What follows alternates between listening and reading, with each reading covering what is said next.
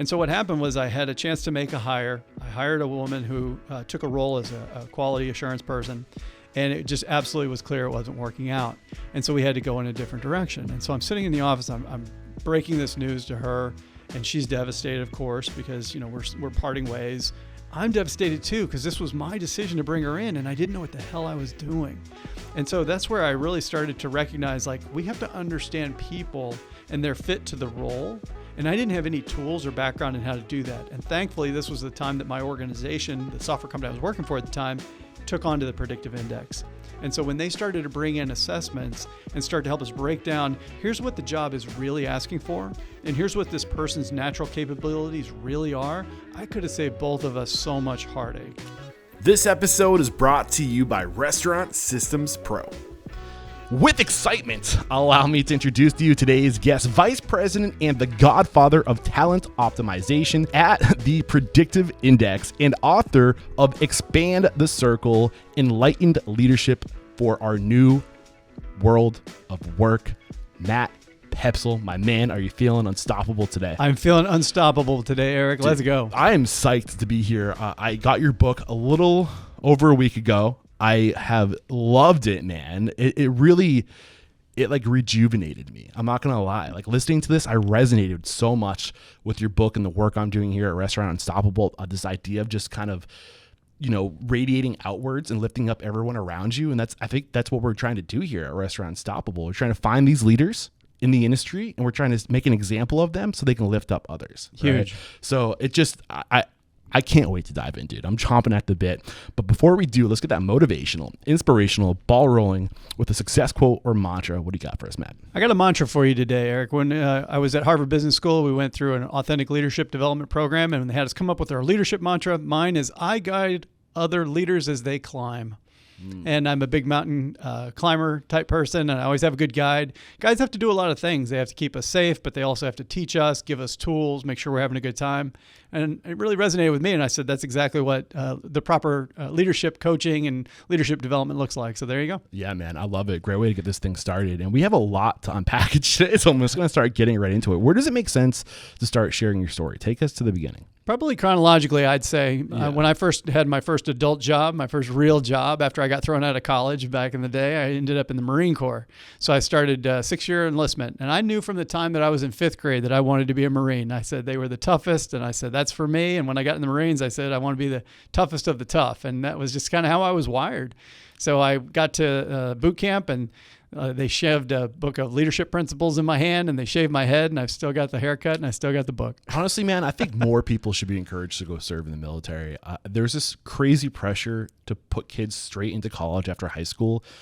And who knows who they are at the age of 17 or 18 years old? Yeah, I did not. Absolutely not. Yeah. I needed it. I needed it in my life because when I got into into college, I turned into 0.7 GPA. That's not very good. Basically, I didn't drop my classes, but I didn't go to the classes.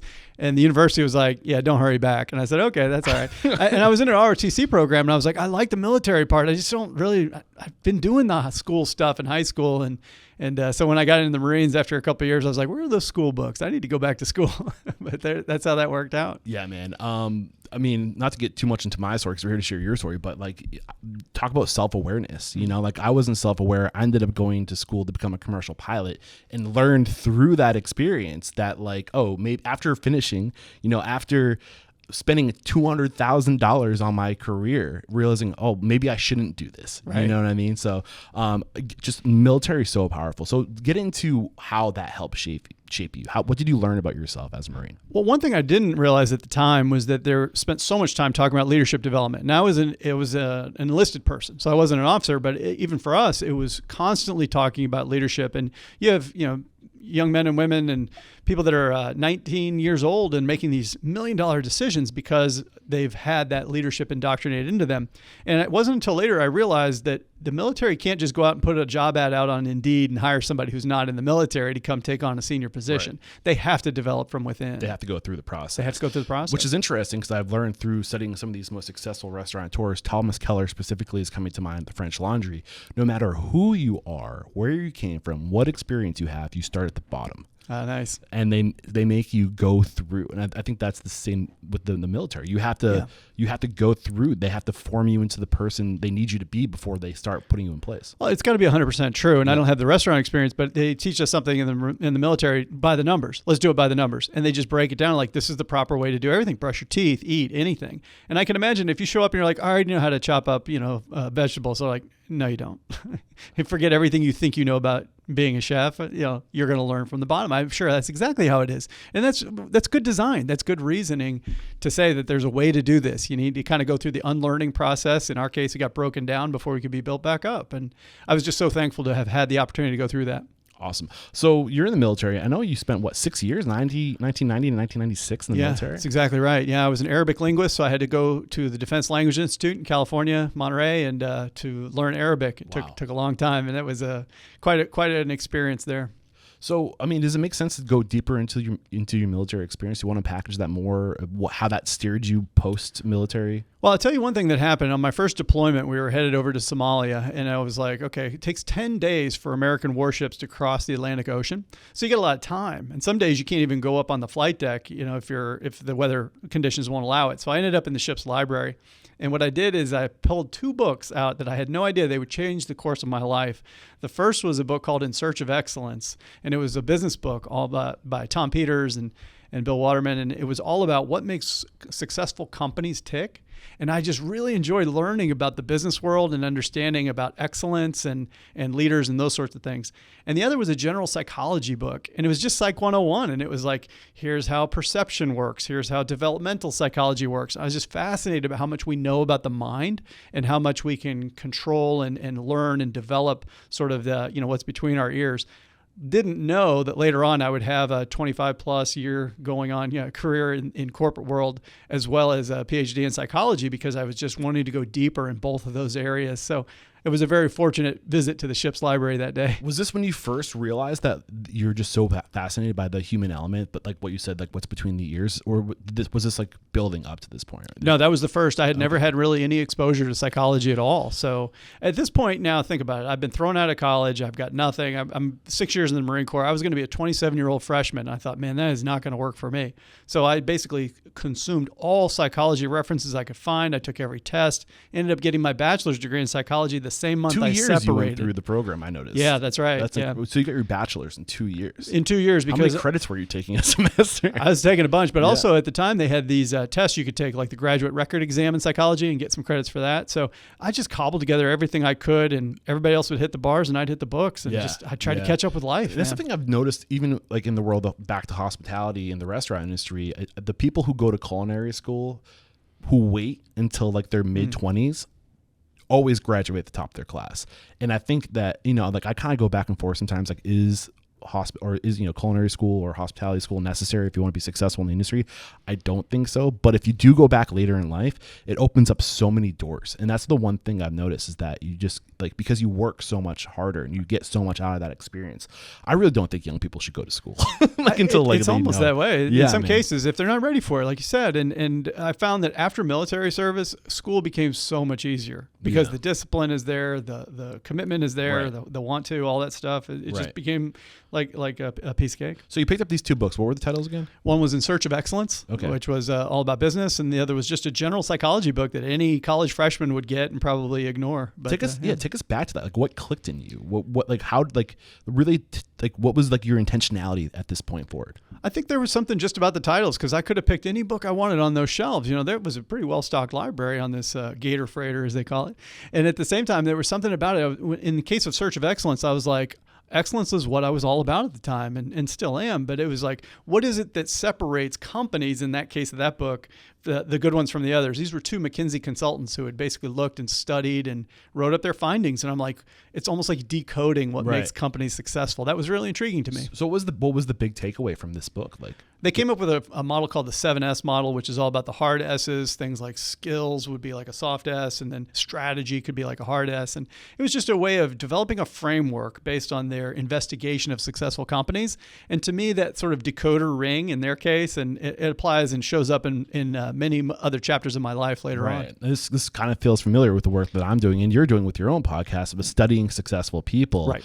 one of the biggest things I like to say is one of the biggest lessons I learned is behind every great restaurant's a great person. And it really starts with an amazing leader. And if you want to become an amazing restaurant owner, it becomes with, leading oneself. And that's exactly how you start in your book. I don't want to get too far ahead. Yeah. But so what was your intentionality like at this point after? Like, what were you trying to figure out with focusing on psychology? Why psychology?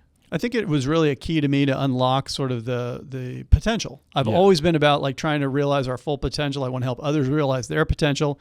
Everything passes through the mind. I knew that from the very beginning. So we started to look at ways that people either get derailed or maybe they could hone their mind a bit to have higher levels of discipline or self-regulation, or they could show up more socially or be more assertive. All these things were fascinating to me, that by studying and applying the lessons that scientists have discovered about psychology, we could actually change the conditions of our life. I found that very interesting. It's such an exciting time that we live in right now.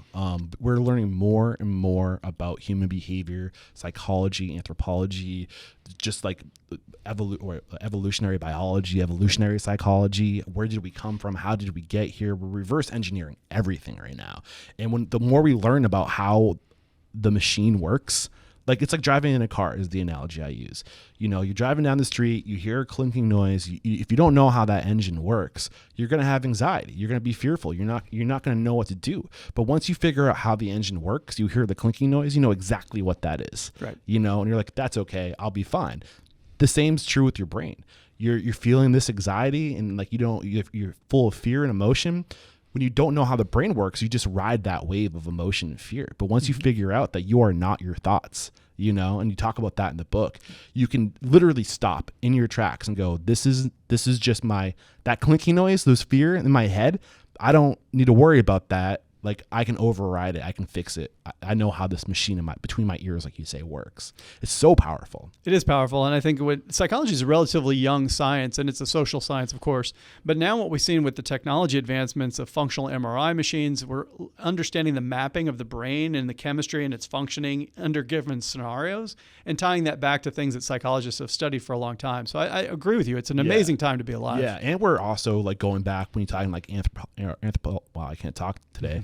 Anthropology, and you look at like how we coexisted tens of thousands of years ago, and the more we're learning about how we exist today, I think it's all about reverse engineering and trying to recreate where we came from and try to recreate that ecosystem of relationships that we're hardwired and we evolved to thrive in. What are your thoughts on that? I think you're exactly right. Now, I had a chance to go visit my youngest daughter. She was studying abroad over in Ireland, and I went to a site where it was 6,000 years old. It was this burial site, and they had constructed it so that the sun on a given day would hit the light just right. I'm like, oh my gosh, 6,000 years ago. They're engineering these things, and they're experiencing the same sort of trials and tribulations and hardships, and there's about family, and they talked about the whole thing. And I'm like, in many ways, obviously, life today is unrecognizable compared to that long ago, but there was a lot of similarities too. The basic human condition has not changed. What is the basic human condition from what you understand? Yeah, I think from what I understand, it's this ego drive. The fact is that we are born into a world where we're programmed by fear and survival mechanisms, and sometimes those things can run amok and take us into places to experience things and to treat one another in ways that are just not positive. And I think that there's an evolutionary bent to that, but I think a lack of mindfulness and some of the not understanding of the psychology and not being as artful as we could be in response to some of what we naturally experience and some of the delusion that presents itself to us, I think that's what causes a lot more strain than it needs to. Yeah, I think I meant to give a little more context when we got started, but I'm not going to lie, I was so excited to get into it. And I know we have so much to unpackage. So Predictive Index is how you came on my radar. Long story short, I had heard of Predictive Index a couple times through conversations. And then most recently, between Al Lucas and Greg Root, the name of their restaurant group is escaping my mind, but out of Philadelphia, they referred to me, Ed Doherty, who is a Predictive Index. What's the specific title? Partner. And I had Ed on the show, and he just got deep into self-awareness and going through these exercises to figure out who you are better, which is the Predictive Index personality assessment. I was told not to call it a test, and we're not calling it a test, but it's an assessment. We got into that. He told me more about it, and the more I got into it, I was like, this is a huge clue. And the way Restaurant Unstoppable is going right now is I really want to take a more journalistic approach and to use the interview as my research, right? And to follow up. So that's why we're here today. If you're wondering why I'm talking to some psychiatrist or psychologist and some author on, just learning about the mind and all this stuff, expand the circle and leadership. I mean, leadership is universal, let's be honest, right? So that's kind of the context as to why I'm sitting across the table to you today. So we're hoping to kind of unpackage your book. And once we want to unpackage Predictive Index first and then definitely come to your book. But I don't want to get too far ahead. So that's what you can expect in the next hour and a half of our conversation. So in your timeline, you were in the military. You got out of the military in 1996. You went to school to study psychology. You spent 2 years at Boston University where you got your PhD. I don't know if that came. No, actually, so what happened was when I was getting out of the service, I thought I wanted to be a neuroradiologist. Whoa. I was so interested in the brain, and I figured of it like the scans and all this kind of stuff. But when I started to look, I had this, my bride we had been married for about 1.5 years, and we knew we wanted to start a family someday. And I was looking at what it would take to go through medical school and residency and fellowship. And I thought, it's going to be 12 years before I make any money. I can't be doing that. So then I fell back and said, well, what else do I love in my life? And I said, business and technology is interesting to me. So when I went to Boston University, I had gotten accepted into the program right before I got out. Right. And it was business school. Yeah. I got my MBA there, and I got a second master's in information systems at the time. That's right. Yeah. And then from there, where'd you end up? So then I went to a software company here in Boston, and I got my first leadership assignment as far as being in the project management role and product management and these types of things. And I started using my military techniques because I thought I knew all about leadership, and boy, they did not translate, Eric. Why not? Nothing but well, there's a couple things I took for granted and just didn't appreciate at the time. One is around mission. So like when you're in the military, you have different people who have different motivation levels, but everybody is aware that they're in service of the nation. And they're trying to protect the security of the country. So that's a pretty lofty mission. And most organizations don't have that, to say that their employees are pursuing that mission. So I kind of that was one thing that I didn't realize we had to work harder to sort of make sure our team charter, our overall organization mission was really clear for people. That was one example. The other is when you start to be direct with people and start to just be like, of course, let's just bark out the orders and the mission will get done that way. It doesn't work quite as well with civilians. And one thing that I realized in the military, in the Marine Corps specifically, they would talk about the two priorities: mission accomplishment, troop welfare, in that order. You will accomplish the mission. If you get troop welfare, that's nice. But that's negotiable. The first one is not negotiable. When you go into the civilian world, if you act that way, people will not follow you because it's just not the same, right? It's not the same deal. So now I like to say it's about mission accomplishment, troop welfare, equivalent, employee welfare, in equal measure and in alignment. Do you think the military is ever going to change? I don't think it needs to change because I think the reality of their job is very different than ours as civilians. So I don't think that it has to change. The military is absolutely changing, however. As far as even my beloved Marine Corps is absolutely modifying itself. They have a paper they call the Talent Review or something like that, 2035, and they're talking about how they must evolve in terms of human-centric, people-centric, to be able to remain a force in readiness. They're extending paternity leave. They're doing lots of things that were unheard of in my day because the youngest generation of warriors, they're just not going to put up with the old style. It's always been constantly evolving. And I mean, at the end of the day, people still have a choice to join the military or choose the route of civilian. That's right. So if you want to attract onto yourself the talent, you need to, you kind of need to match what the world is doing, right? Yeah, and that kind of brings me to where I was at that software company. So here I was successfully translating my military experience. I was learning how to be an individual contributor and a civilian. One of the things that stood out to me immediately is I still referred to myself as a leader. I had no direct reports, but nobody was going to tell me I wasn't a leader because what I had already been through, it was ingrained in me. I enjoyed it. I was just leading myself and I was leading my projects and I had an indirect leadership style, but never tell me I'm not a leader, even if I have no direct reports. And were you a sergeant? Was that your title? I was a sergeant when I got out. That's right. Yeah. 6 years in, I got out as a sergeant. And I think that was a real blessing for me because today I talk to leaders and they don't even like that term. It's like such a charged term. Like, I'm not a leader. I manage people, but I wouldn't call myself a leader. Yeah. One time I had a chance to give a talk and I had said, if you consider yourself an extremely capable leader, please stand up. 100 people in the room. How many do you think stood up? The answer is 0. Yeah, I was going to say.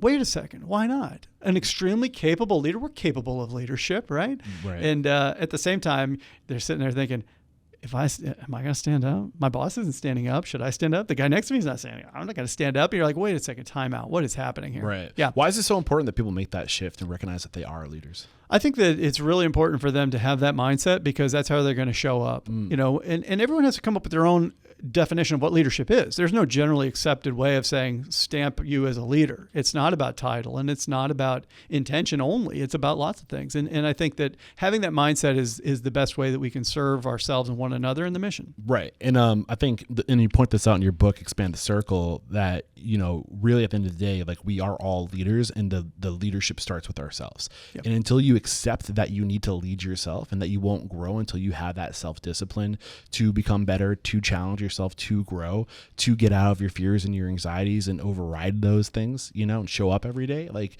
you will never grow to that point where you need to be to own a business or whatever your goals are. So yeah, and what I didn't realize at the time, so while I was having some success, certainly with my self-identity as a leader, the reality is that once I became a manager, I struggled again because of something that I had forgotten about, human psychology.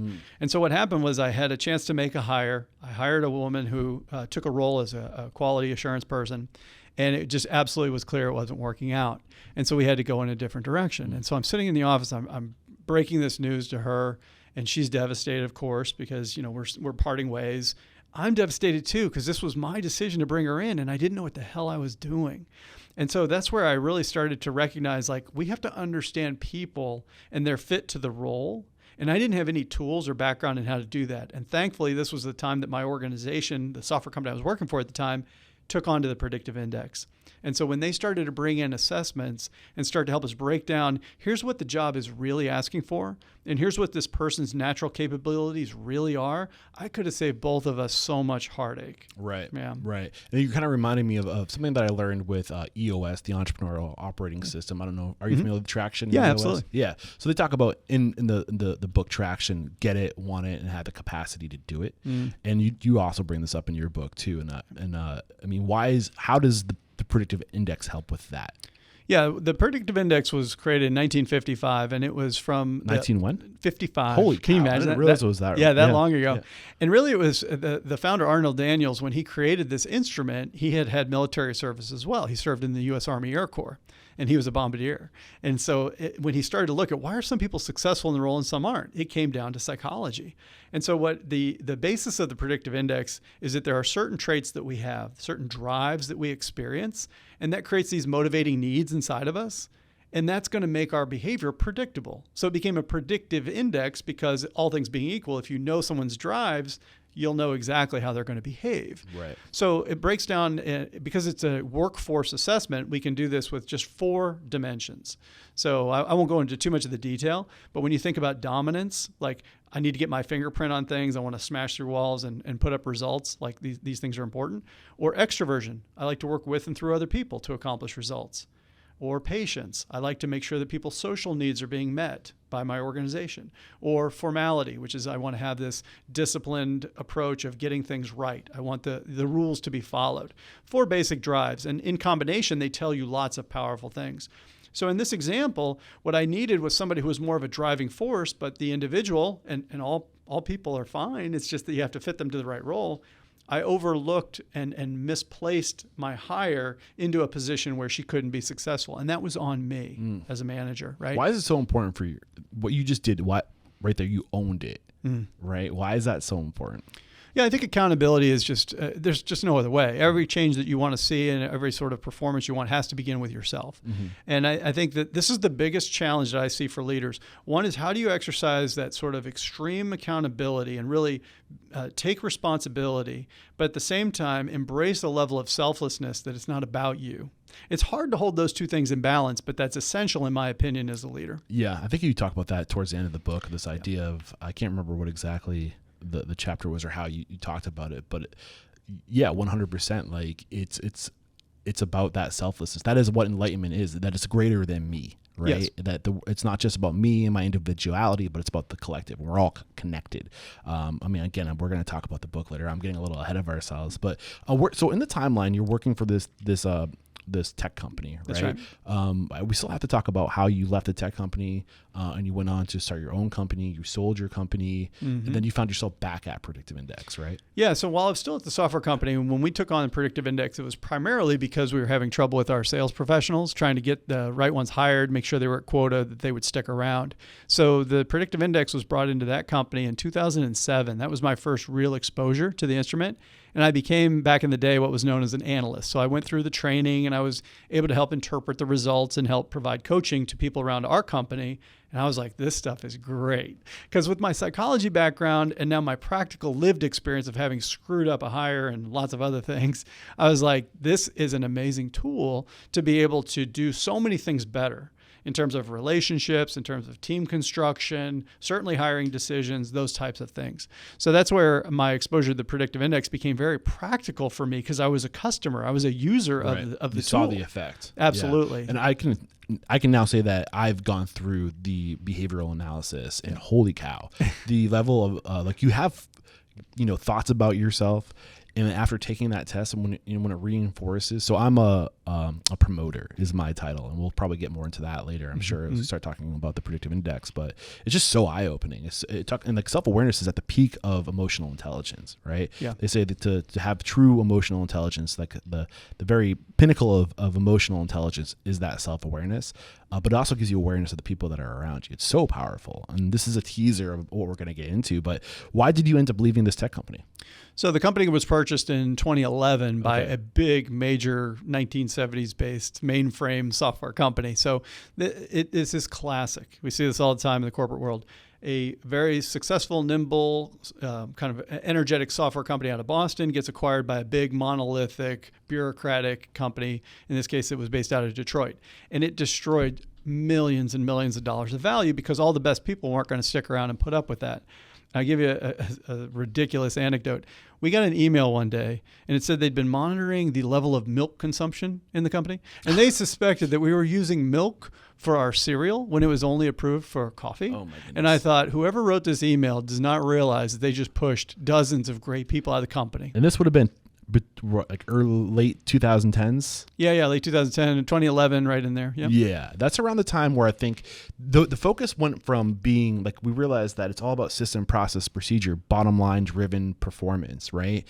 And we got so far in that direction that we forgot what it means to be human. Now you're starting to see that the pendulum is starting to swing back the other way. And hopefully this pendulum, the sucker, settles in the middle someplace. I think we're in the process of that thing is starting to settle, and we're starting to find that balance of like, where's the sweet spot between performance and happiness? Yeah, and when you fast forward to where I am now as a talent optimization consultant, I get to work with extremely large companies and small companies everywhere in between. What I didn't realize at the time was that big companies tend to dehumanize the work. You start to say, well, did you hear what accounting did? Well, it's not even a person at that point. It's just an entire vague function that did something. Right. Functions don't do anything. People do stuff.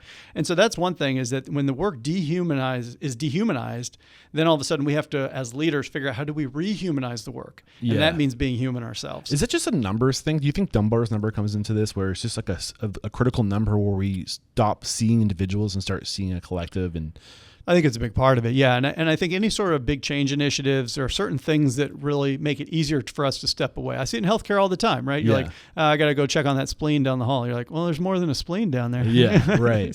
But I mean, if those of you who aren't familiar with Dunbar's number, I mentioned it a lot in the show, but it's this idea that we can only handle so many relationships. And for humans, it's about 150 relationships.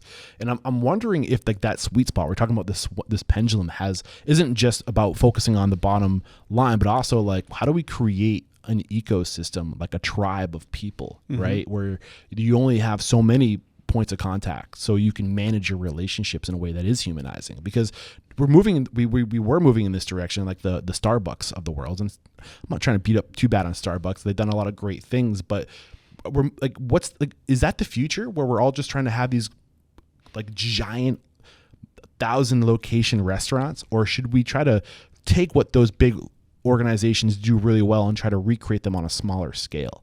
Like, that's the future I want to see, where we have like big or small, or like smaller size companies, maybe 20 locations, right, acting like a Starbucks, you know, in the sense of systems, processes, procedures, but have that human element. And I think there's I think the amount of people that are involved plays really big into that. What are your thoughts on that? I think that does play a big role into it, but I'll tell you, this is a cautionary tale as well. I went to Phoenix one time and I sat down for brunch and I was having a lovely time. And when the waitress brought the check, I was like, okay, I'm going to ask a question I always love to ask. What's your favorite part about your job? And she's like, oh, so many things. This place is amazing. I said, but that's really unusual for me to hear that from wait staff. She goes, oh, me and the other girls have been here for a long time. It's really unusual. A lot of times in this line of work, we move around. I said, well, what is it that makes you stay? She said, well, the owners here are so great. It doesn't feel corporate like other jobs in town. And I thought, man, can you imagine that even small chains or even single place sometimes feel corporate. Why? Because traction, because of EOS, because we're trying to systematize everything we can. It's very tempting to look at the technical and operational bits of a restaurant or any other business and try to make everything efficient and as profitable as possible and overlook the people part. Right. So we were just having this conversation right now and I'm thinking, what is it like if you are a successful restaurant owner and you expand out to now 2 locations, 10 locations, at what point do you start looking at spreadsheets and numbers and trends and things where it's hard to know every individual in the organization and start to not think systems wise? Right. That's where the risk of dehumanization sets in. And this waitress experienced that. And she's like, no, these owners aren't like that. Yeah. And I can't wait. I'm sure eventually we're going to get to the point, how do we do that? Right. Or should we? Do you want to get into a little bit of that now? Like, how do we? Yeah, sure. So, I mean, in your book, Expand the Circle, it's all about rippling out. It starts with inner, and then it goes to and correct me if I'm wrong, it's with yourself, and then it's with your direct reports, your team, right? Yeah, with one then other your person. organization, then your community, right? And then the world. Is that the order? Yeah. So we go, from leading yourself, and then you could lead with one other person, which could be your boss, but it certainly could be a peer, could be a direct report. Then your team, because the team now takes on more complexity. The entire organization, which is a business entity, right? And then into the world. You're exactly right. So one of the things I kind of, my earlier, like say between episode 1 and episode 500, right? Like I was thinking to myself, like really like behind every great restaurant is a great person. That person lifts up and recreates themselves and others, right? And then it ripples out. But you get to this point where that great person can no longer influence because there's more people than that person can touch. You know what I'm saying? Yeah. And then the quality of the culture, that person gets diluted because they can't, it becomes too much for them to be able to influence everybody. Right. Is that what's happening? It can happen. Yeah. I think if we don't, deeper than that? If we don't figure out how to institutionalize that person and really start to embed them in the fabric of the business, then those people who are a step removed or 2 steps removed are not natural ambassadors, or they're not carrying on that same, whether it's corporate values, whether it's an approach, whether it's a technique, like that's what keeps that alive and gives that place that kind of a feel. And we embed that through things like vision, core values, 100%. Mission. And that's why we do this stuff, because you need to, it can't just, if you're not there to tell everybody this every day, you have to commit it to writing. You have to be able to let that have legs. And I'll go back to the same restaurant that as I was walking out after I had paid for the bill, I saw someone taking pictures of food. And I'm like, oh, what are you doing? You're taking some pictures? They go, yeah, we're updating the menu. And I'm doing their social media and I'm taking some pictures for the new menu on the website. I said, great. I heard great things about the owners. Oh, they're fabulous. Here's a person who's not even, this is now a contractor, right? Who's been hired. What was the organization? Do you feel I wish I wish I could remember, but I don't know. It's just a brunch place and it was a lovely time. And I said, what is it that makes these owners so great? I haven't had a chance to meet them yet. She said, they care so much. They just ask, they take an active interest in all the wait staff's life. They're very transparent with the operation of the business. So it's like, they brought in the human element, basically. So even with a freelancer who's there taking pictures, had a very similar experience to the waitress who was like, I'd have been out of here a long time ago if it was corporate, but it's not. And me and the other girls are still here. So it was really, I never got to meet the owners, but it's like they were putting that into everything in their business. There was just this trickle down beneficial effect. The customers were feeling it, obviously, and I'm sure it showed up in their profits as well. Matt, I'm loving these little rabbit holes we keep getting into. But to come back to Centerline, to your storyline, why? So you started your own business in 2000. I think I have written down here 2011. Covocative, yeah. Covocative. What was Covocative? Yeah, so when I did my PhD, which happened, and I got finished up in 2011, the same time that I had separated from that last software company after it got purchased, I had done some research because I fell in love with coaching. Coaching is an amazing practice. It's all about having somebody who's kind of your your collaborator, if you will, who owns the process while helping you realize your own obstacles and get them removed. The problem with coaching is that it doesn't scale very well. So my PhD research was all about, can we use technology to make coaching scale better? And it was very compelling, the results. I found that the short answer is yes. When you have a thoughtful coach who's using a combination of either online techniques or video or whatever it might be, we can produce the same effects at distance that we can find in traditionally face-to-face or telephone-based coaching. That was the whole crux of the thing. I was so encouraged by the results, I said, I'm going to build a sales coaching platform, because that's what I kind of knew from before, and make a go of it. And I had such a hard time getting it properly funded that I ended up selling it off, and before it could really sort of become its own entity. I know how hard it is to get something properly funded. And what I didn't know is how much I disliked the fundraising process. So here I was thinking, I'm going to be a CEO of a software company. I love software. I love helping people. This is going to be natural. My intentions were great, but a combination of the execution, but also the fit for me personally. I learned so much that wasn't exactly what I enjoyed. Big parts of that, I just didn't love. So I found myself in this situation where I said, I need to go and find, a full-time employment. I had 3 young kids at home, and I was coming off of this sort of a pivot, I'll call it, in terms of the startup itself. And a friend of mine said, hey, you should come and write a white paper for our CEO. She works at the Predictive Index. I said, I know the Predictive Index and PI really well. So I went in and spoke to the CEO. Her name's Nancy, and we were just thick as thieves from the very beginning. And she's like, I want you to come work here. And I said, okay. And that was in 2013. So it's been 10 years. So you had your side hustle, the startup, and you were working for Predictive Index at the same time. No. I ended the software company. Did you sell it? I thought you sold it. Yeah, we sold it off a little bit later. I had decided to kind of park it and shut it down a little bit. And then I took the job at PI and eventually found a buyer for the code base and sold that off. So yeah, that's the way that worked. But once I had a chance to come into PI, the family who, the Daniels family, I mentioned Arnold Daniels earlier, still owned the company. And so it was a kind of a sleepy, it had a lot of potential in it, but it was kind of stilted in some ways. It was constrained by history and a lot of different factors. And so that was in 2013. So I'm kind of curious, what was this? You called it a white paper. What did you write for Predictive Index? Yeah, it was all about strategic workforce planning. Okay. And it was just a piece that was all about how to do it the right way. And got a chance to interview the CEO and some other experts, and just kind of wrote that up as just kind of a gig, just while I was trying to figure out what I wanted to do next with my life, and didn't realize, like this always happens, where didn't realize I was meeting somebody and going to step onto a path that here we are 10 years later. And, right. I think that's would have known. A good spot to take our first break to thank our sponsors, and we'll come back to kind of dive deeper into Predictive Index. I know you gave us a little bit of history, but maybe we can get more of that history and where you guys are today and the work you're doing, how it works. And then obviously we still got to talk about Expand the Circle. So I'm excited about that. We have to interrupt today's video to let you know that right now Restaurant Systems Pro is offering a no strings attached 60-day trial that will help you improve your systems, increase your profit, and find better work-life balance. All you have to do is click the link below. All right, we're back. So you already told us PI was founded in 1955. That's right. What's the history of PI? Yeah, so from 1955 until I got there in 2013, it was this constant growth, slow growth, but constant growth. And from the very beginning, PI has sold exclusively through partners. So what that means is that we found people around the world who are as fascinated by the science and its applications as we were, and they represent the Predictive Index to their local clients. So whether it was in South Africa or Europe or other parts of the United States, Arnold, the founder of the company, found others who were interested in making business perform better and helping people have better work experiences, all through the benefits of data and analytics.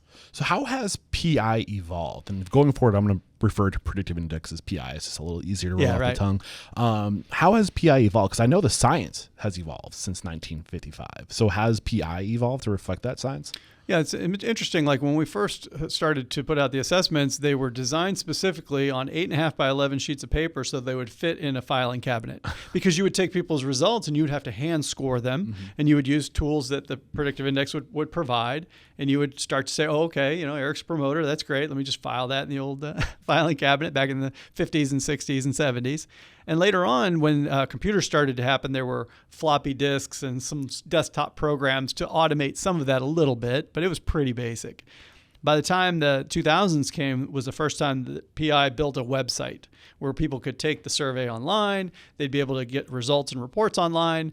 And that really changed the relationship with the partners and the clients, and everything exploded. Yeah. So today we do more than 3 million assessments a year. You cow. couldn't do that otherwise, right? And so then now all of a sudden new possibilities became as well, which is you could develop new types of reports. So team-based tools or comparative job tools and things that would make it so much easier to interpret. And that's kind of about the time when I came into the organization to lead product for them, which was saying like, there's some innovation that needs to happen here. And that was music to my ears. Right. But has the science itself changed? Because you mentioned earlier, the whole idea behind PI was to be able to understand this person, right, who's doing the assessment, so you can put them in the right place, so you can know what I think you said know what their motives are, or drive. Is that their drives that create those motivating needs? So that was like the core of how it started, like trying to figure out like what if I know what motivates this person, what their drive is, I can feed into that. Yep.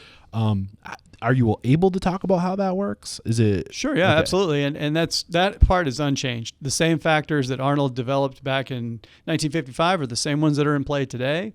And the science and the nature of scientific techniques have evolved. So we've used more modern ways to make sure that it's valid, make sure that it's reliable, make sure that fairness standards are upheld. All these things have evolved, but the core construct of the instrument and its original 4 factors are still very much the same. Okay. So when you talk about what is the scientific technique, how has that evolved? I'm curious. How is this improved over time?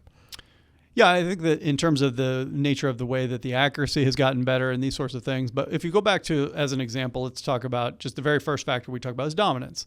So what that means is that within any given population, there's a certain amount of dominance that an individual might have. And so when we take a collection of people and say, do you have above average dominance? Do you have below average dominance? That becomes important to us. And so when we start looking at all those factors, like I'll take myself as an example. I have an average level of dominance. If you need me to be in charge, I love it. If you don't need to be in charge, that's fine too. What is situational. What is your So I'm a persuader. What's known as a persuader. Yeah. And in PI terms, the classic science terms, you'd say that I'm a mid-A persuader, meaning I'm a mid-level dominance, but still a persuader pattern. Is kind of the modifier that goes on that. So all that means is that if you took people like me, you'd say half the people would have more dominance than me and half the people would have less dominance than me. I'm right in the middle. Yeah. But go to the next factor, which is extroversion, the willingness to work with and through other people to get results done. I am really high in terms of dominance, 95th percentile. So that means like you're not going to find very many more people who are more interested in working with others than I am compared to other people who are like me. So what that means is predictably, you can tell that if there's a job to be done, I'm going to prefer to work with people to do it. If you put me in a cubicle all day and tell me to do work by myself, I would be miserable. Well, even think about the restaurant. So I would want to be front of house for sure, and as opposed to doing something like, working by myself, that would not be a good fit. So I'm a promoter is what I discovered through taking the test, which I feel like is so appropriate as a restaurant or as a podcaster going out and learning and discovering and promoting what I'm discovering. I feel like it's like, I just like, wow, I was like, what are the odds? And I was brutally honest with myself when I was taking that test, because I really wanted to get an accurate result. So for me, like I am right down the middle of almost everything. Mm-hmm. Like I split, like that's kind of what the promoter is. It's like, it's middle everything. And I love working with people, but I'm very selective with who I like to work with. Right. Like I love people, the ones I like. Right. I don't know if you want to reflect on that. Yeah. So when you talk about being toward the middle, that just means situational. Kind of like my only one that's close to the middle is that dominance factor, where situationally I could take it or leave it. Right. Yeah. But in the case of people who are very wide, the opposite of that factor for me or for perhaps your entire pattern, those people are very pronounced. And I'm sure that what you'd find if we did the studies is that your restaurant owners are going to be very domineering, wide type, venturesome people if they're starting up a brand new restaurant. It tends to be what we see. Right. But it just means that situationally, like you said, if you need to have detail work, you're like, sure, I can do some of that. I don't want to exclusively do that. Same is true with people. So I don't think we've really gotten into like the big picture of what PI is yet, really, with how there's like different quadrants and the kind of all that stuff. Yeah, break down like how that works. Yeah, so let's say chronologically for a second. So when I first joined the company, there was basically the ability to measure people and say, what are your drives and how do those show up in terms of your preferences? Great. We could measure jobs and say, how do you fit to a given role? So you'd be good for this job but not that job.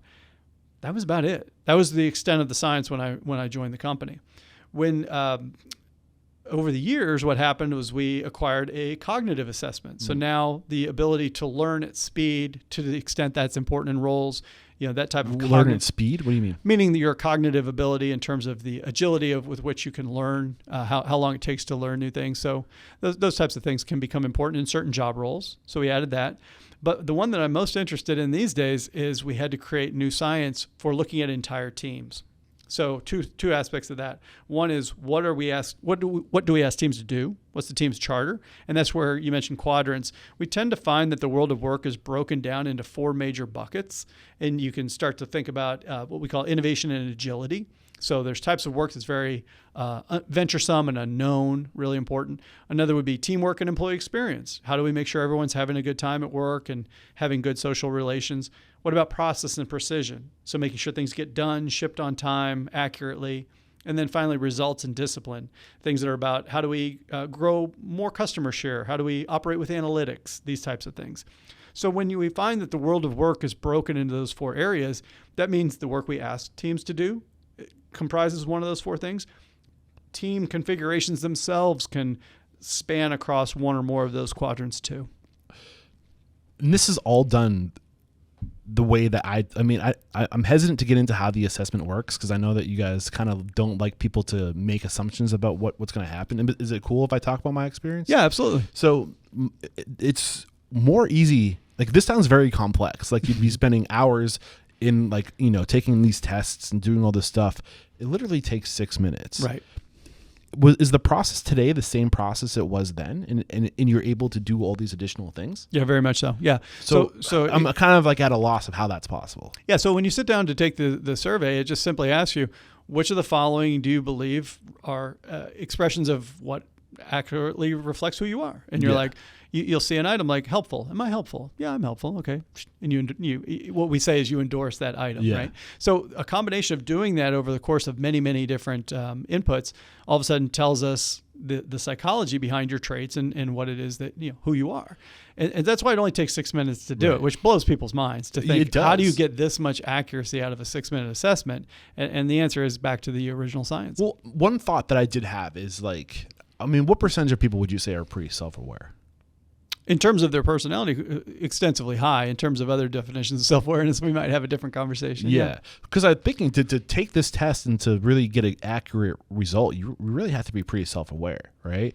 So, you're saying that the more people, as far in terms of their personality, are pretty self-aware. Definitely. I think the bigger risk, and what we say to people is don't overthink it. Yeah. Don't try to guess your way into what you're supposed to say. Just let it be natural. I mean, this is the thing that we always say too, is all patterns are beautiful. The reality is that there is no right or wrong. It's a personality survey. It's not it's not a right wrong. So people, if they show up and basically respond to the survey items in the most natural way possible, the way that's as authentic and genuine and as self-aware as possible, you're going to get a great result. Got it. Because you're going to get you. Yeah. So that process has pretty much stayed the same while adding all these layers on top of it. That's right. New layers of analytics, some new items around let's say that we give it to a restaurant team, the executive team of a restaurant chain, for example. We'd say, what are you trying to accomplish in the next 12 to 18 months? And they might say, we're going to open up 10 new locations. Well, that's going to say something about the strategy. Or we really need to make sure that we get same store sales equivalent, higher. Or we've been having too many mistakes with our ordering. We need to really make sure that we order our food and make sure that our logistics gets better. Okay, great. So those things tell us something about the strategy we might be asking a team to do. Then we can look at the collection of individuals asked to do it and say, are they naturally suited to what you're asking them to do? Or do we need to coach them and develop and maybe make some new hires to associate them with that charter a little bit better? So as you added these new layers, these different quadrants, did the test change just by adding different words that people might associate with? Or no, that part stayed the same. It was just a way of looking at your natural results. Like as a promoter, most promoters will be in that teamwork and employee experience quadrant. Not exclusively, but most will. And so it was just a new way of looking at groups of individuals as a collective and as individuals relative to the team's charter. So we didn't change the core assessment at all that you're familiar with, the 6-minute assessment, but we made it so much more, the utilization of what we can do with the data went up dramatically, especially because what I always say now is that the most important and dangerous form of work is team-based work. Why is that? Because in most organizations, individuals rarely do big things by themselves. Instead, it's a combination of people. Like I just used the example of opening up a new restaurant, right? Let's say I've got five restaurants and I want to open the 6th. No one person is going to open up a new restaurant. It's going to be a team of people working together, everything from site location, surveying, architecture, blueprint, opening day, all that stuff. And so you're thinking about lots and lots of different types of people pursuing different missions. What that means is a collision of competing styles and competing goals. Like, I want everything to look great. Well, I want to open on time. Well, guess what? Like, you're going to see some butting heads there. Right. So this is where the science allows us to understand people's natural drives and their typical behaviors relative to what we're asking the team to do. That means we can negotiate out how to work at our best together. And that's huge. Yeah, I'm sure a lot of the people who are listening to this have heard of Jim Collins' Good to Great. He talks about getting the right people on your bus, i.e. culture, you know, but then putting them in the right seat. This is what you're talking about right now, is finding out where does it make sense to put you so the work you're doing is going to contribute, so you're not butting heads. Is that safe to say? Very true. And it's true at the single person doing a single job level. That's always been true. It'll always be true. But now to be able to see into that at the collective level of a group of people, whether they're in one specific function or whether they're for like the wait staff, or whether they're cross-functional. Like, how does back of house, front of house all work together along with the executive team for, you know, a large restaurant chain, whatever it might be. It's helpful to be able to use the science in those ways. Got it. What haven't we talked about in terms of the science of PI? There was one more piece of science that we added that we moved along the way, which was all about the employee experience. We know, for example, that the way that there's 4 things that can go bad for a person at a company. I hate my job. I hate my manager. I hate my teammates, or I hate this whole freaking place. Like, these are the types of things we want to be able to measure into so we can be more prescriptive about where to focus. So, for example, if we give an employee experience survey to a large restaurant and we say, you know, here's what we're seeing from the wait staff and here's what we're seeing from the line cooks, and let's understand that they're having a different experience at their work, either based on manager or team or something like that, we can be that much more prescriptive about what the successful interventions will be to help make sure everybody's having the highest levels possible of performance and experience. Got it. Yeah. So if I'm listening to this right now and you have me shaking my head, like, I'm really interested in this. Is some fascinating stuff. Like, what is like the process of working with PI look like? How does that look? Yeah, the easiest thing to do is just to visit the website and start to either sign up for a free trial or maybe request to speak to somebody to kind of understand what it would look like in your organization, in your restaurant, whatever. So I'm a restaurateur asking you, what is this? Hey, I listened to this podcast and I'm interested in PI. What does it look like? What is the answer of that going to be? Yeah, come to the website, get started. We'd love to help you show your own results, understand your own leadership strengths, maybe some other team members, whatever that might be. Or if you have a specific job you're hiring for, we could help you with that too. Just because we want you to understand how the science actually works for something that's going to create value for you, to really see it in your context. That's the most important thing. So typically you have whoever the lead is take the test first. And what is the purpose for that? Yeah, just so they can understand specifically how the instrument works and how it can provide tremendous value in terms of what it is that they're trying to accomplish. And I took, like I mentioned, the behavioral assessment, and holy cow, you know, like, it just, when you're trying to figure out where you're going, what you're doing, where it makes sense to focus, and you have an idea about yourself and you have gut feelings, and you don't know if that gut feeling is enough to take this test and to have it reinforce your self-awareness and the work you're doing, your strengths, your weaknesses. I just found it so empowering. Like, even if you just go to take this for yourself, you know, like, even if everybody in your whole team doesn't take it, but if you understand who you are and where you belong and how to complement yourself, to me, like, that alone is invaluable. To me, it's a huge starting point, but it also brings me to where Predictive Index, where we found ourselves in 2018. We found that we had all these tools, but that not all of our clients were taking advantage of the tools the same way. So we created a discipline known as talent optimization. And all that means is that we want to make sure that everyone at work is having an optimal level of performance and experience. So what that means is that we had to be able to make sure that we know how to design winning teams, how to hire top talent, inspire people to greatness, and really diagnose any of those people problems. So we came up with a whole set of prescriptive tools and applications to be able to make those things happen. So when I took the behavioral assessment, I'm just scratching the surface. You're just scratching the surface. And the question is in terms of an application. So we have all the data we need from about you, but the question is, for example, on a team, now we'd want to see in the team context. Or let's say that you were going to be promoted to the next job. We'd want to understand how you compare to those job requirements. All these types of things. So how many different result possibilities are there? Oh, millions. When you get down to the actual pattern, there's so many different combinations. When you describe, for example, that you're a promoter, I'm a persuader, that's a form of shorthand that we use for like generalizations of certain types of people. There's 17 of those. But in terms of the actual results, it's very, very varied. I mean, is it worth getting into the different types of people there are? I think, sure. Why not? I mean, I'm just curious. I really like, I know you sent me but like there's 17. Do you have them memorized? Oh, yeah, of course. Yeah. What are After they? 10 years. So when you start looking at different profiles, I'll give you some examples from my own family. So all my kids are grown, so they've all taken it. So my youngest daughter's a maverick. That means she's very venturesome, headstrong. Ed Doherty's a maverick. There you go. Yeah. So there's your mavericks. Recent guest on the show. Yeah, mavericks are very proactive people, very driving forces in nature, if you will. My bride is known as a venturer. So she's very venturesome. She's headstrong as well. She has very low patience, but these types of things. But she also has a little bit more of that rigor and that detail work than my youngest daughter does. My son is a little bit closer to your profile, and he's known as a collaborator. So he really wants to work with other people. He wants to make sure people's needs are taken care of. Very social guy, both in terms of being outgoing as well as what comes back to him. So those are some examples of the different profiles. There's 3. I mean, there's 17. We have to go through all of them because I feel like we would probably be here all day. But tell me more about a promoter. I'm just selfish. I I already know a little bit, but to help the listeners understand who the host of Restaurant Unstoppable is. Yeah, when you think about like social glue, when you think about making sure that you're working with and through other people to accomplish your mission, those kinds of things, that is your most dominant trait, is being able to say, extroversion and being able to quickly relate to other people, making sure that you're able to align and to cultivate and rally the support of others, collectively working toward a goal. And I think that, so for example, you have a mission. And so when you think about guest outreach and you're trying to find people on the show and make sure their needs are met so they're having a good time on the show and that you produce a high quality podcast, like these things are all classic examples for the promoter. What are the weaknesses of a promoter? I'd say when you flip to the exact opposite, sometimes when you have to do heads down work, you may not enjoy that as much. When you're sitting there in the editing room and you're like, can't this just be over with so I can go back and talk to people again, which I love. Yeah. There's low patience for that. I think that in promoters too, it's sometimes if you need high rules, like highly repetitive procedures are not as much fun for promoters. Yeah. High levels, the highest levels of quality. This is why I hate social media. Exactly.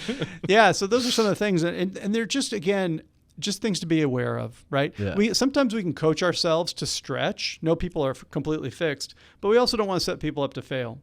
So as a promoter, if you're like, I need high levels of detail work, eventually finding somebody who can do that and complement you is a good idea. Yeah. And the way that I describe this is I'm a 100% why guy. You know, like I am in the clouds all day, dreaming, trying to make sense of the world, trying to get to the truth. And I'm not good in the dirt. I'm not a how guy. So I have all these things I want to do, like all these grand visions of how I literally want to change the world. My mission statement is to change the world by inspiring, empowering, and transforming the industry. I do believe that. But at the same time, it's like, man, changing the world is no easy feat. Like I need to be good at the detail oriented process stuff to be able to change the world. So for somebody like me, knowing that now I'm a promoter, what is my goal to be able to change the world? I think finding those partners. I know a lot of times you mentioned traction before. We talk a lot about people who are visionaries and complementing them with operators, those types of things. When you need plumbers, like to power an online business as an example, there's so much that goes into the actual plumbing of everything from the show notes, something as simple as show notes. You're like, how are the show notes always going to get done on time in a high quality way? Like these are things where putting systems in place might not come naturally to a promoter. So you either know that and you just swallow hard and sort of stretch to do that, or, finding people who are naturally good at that and partnering up. And I think this is why I always say cash flow and people determine your growth, because you need the cash flow, to take care and provide security to the people, but you can't do it all by yourself. Right. And not at scale. Definitely not at scale. No. So it's one of those things of just patience, of just keep showing up and trying to increase the cash flow. So you can't, and then it's like, what do we need most? Then you prioritize the people you need to get to that next level and that next level. And it's not as much of a challenge in my experience for a promoter, but what you find is that some people have a hard time letting go. Like my Maverick daughter, for example, might have a hard time delegating because it's like, I want it done. Right? Exactly. I'm like, here you go. Yeah, you'll delegate authority, you'll delegate decisions, anything, delegate, just get off my plate. Yeah. But some people aren't like that. They're very much like, I want it done right. I want it done. And that really constrains their growth and can actually destroy their business in the process. It's funny because when I think of I want it done right, I think I need to get this out of my hands as soon as possible because I'm messing it up. Because you have less ego. Exactly. But somebody who's got more of an ego drive or more of a dominance drive might say, yeah, no, I have to do it it has to be done my way. And that actually ends up hurting them. Right. So when you're driven by the mission, you can become a little bit more selfless about it. And when you have the knowledge, the self-awareness from a tool like PI, you understand your pitfalls before they show up. That's the biggest thing.